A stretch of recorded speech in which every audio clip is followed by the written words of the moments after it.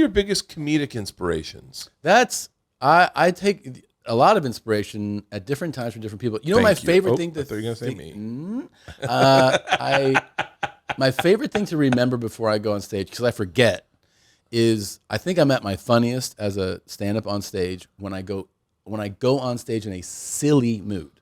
Really? Silly for me is the best way It's to. like you loosen up your Rolex and go, it's so loose. I just feel Where like are my Porskies? there's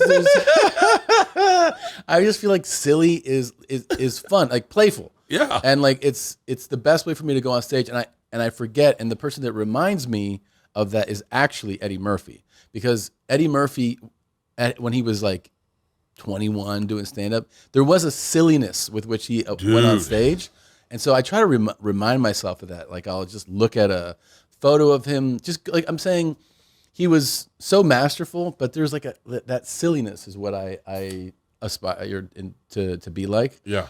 I took a lot of inspiration for, I told you I funded and shot my own episode of television that I wanted to make. Yeah. I spent a fortune doing it. How much?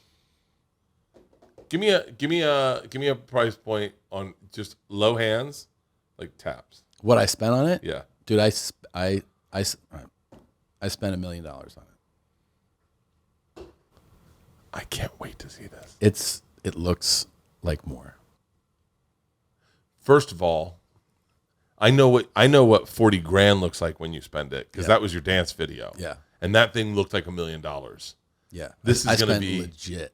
For real? Actually, more, but really a little more. Yeah.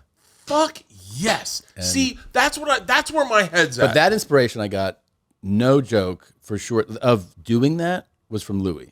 God damn, they're going to say me again. Because I remember Louis. Horace and Pete.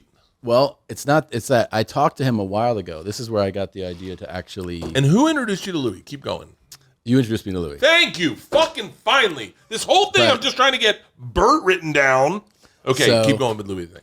So I remember talking to Louis once about, this is a while ago. Remember when we first started doing the live shows during the pandemic? Like when I was doing YMH Live? Oh, yeah. I was like, Louis did them too? No.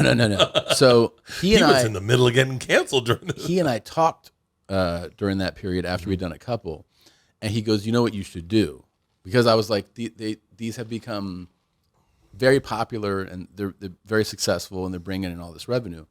He goes, you need to take the profits from like one or a couple and actually spend that money on making something awesome, so that when people go to the next one, they're like, oh, it's not just the same show again. You're raising the value. Yeah.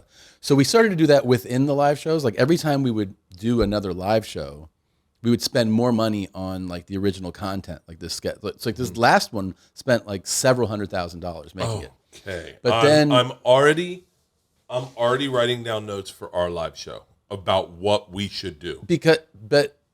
What you realize is that it's worth it. It's worth it for the entertainment value. But that conversation also made me go, I should take some of this excess that I'm making from touring and make something I want to make. And so that's why I wrote this show. Do you have a title for it? Yeah, but I don't want to say it yet. Okay. But for whites only? Yeah, it's our water fountain is what it's called. I used to have a joke about that. Really? You know who was really upset about segregation? The guy making water fountains. Yeah. You know, he must have been like, oh, they're going to drink out of the same one? I was selling them two at a time. 2 at a time. Keep going. So that was the inspiration to, like, I'd written this thing, and what I was going to do originally was just shoot one of these like short films that I wanted to make. Yeah. Because I'd done that before, and I was like, I'll just make one. And then I had that idea where I was like, you know what? I should shoot this whole, make multiples, make it a television show. And I talked to a producer, and he goes, how much do you want to spend? I didn't say $1 million. I said significantly less. He's like, I think we could do it for that. And then as we're getting into the production, it was like the price just kept going up and up. And at one point I was just like, I guess I'm in on this. Yeah. And I've seen a couple cut. It looks. When do I get to see it cut? I should wait to watch it when you're done. I think it would be most fun to show you it completely done. Yeah. Well, I'm going to love it regardless. I think you're going to laugh very, very hard. Bert and Tom, Tom and Bert. One goes topless while the other wears a shirt. Tom tells stories and Bert's the machine. There's not a chance in hell that they'll keep it clean. Here's what we call two bears, one cave.